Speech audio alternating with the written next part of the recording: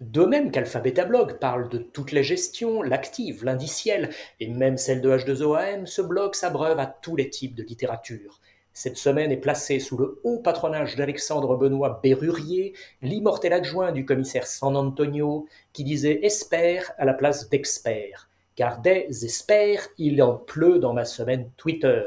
Ceux de Bourso First, le nouveau service de banque privée sur abonnement mensuel de Boursobank, qui vous donne accès à des fonds de private equity forcément prestigieux avec 15 à 20% de performance annualisée cible selon les stratégies.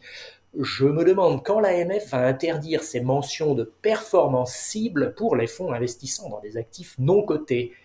Et en plus, de quelle performance parle-t-on, sachant que le TRI est universellement décrié comme une mesure imparfaite de la performance? Un autre expert, interrogé dans un article sur le private equity paru dans Le Monde, affirme que, sur une longue période, ces fonds font mieux que la bourse et l'immobilier. Je ne sais pas ce que pense son service conformité d'une telle affirmation à l'indicatif présent. Un dernier expert, interrogé dans le même article, assène un argument imparable: mieux vaut se positionner sur cette classe d'actifs que de ne pas y être exposé du tout. Le lobby des gérants d'actifs en Europe, l'EFAMA, vient de publier son rapport annuel sur l'état du secteur.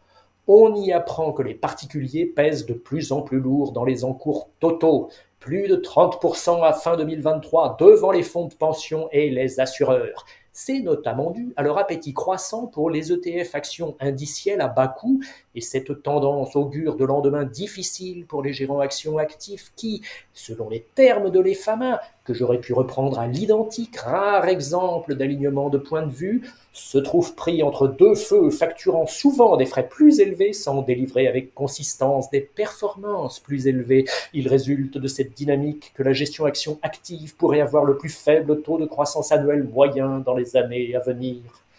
Je me suis aussi penché sur les inutiles outlooks des sociétés de gestion dont c'est la saison. Vous apprendrez que pour la Société Générale, nous vivons une époque formidable pour les stock pickers, la meilleure depuis 25 ans. 2025 sera donc l'année du grand retour du stock picking. Rendez-vous dans 12 mois, je mets une alerte sur mon téléphone. Bonne lecture, bonne semaine et bonne fête.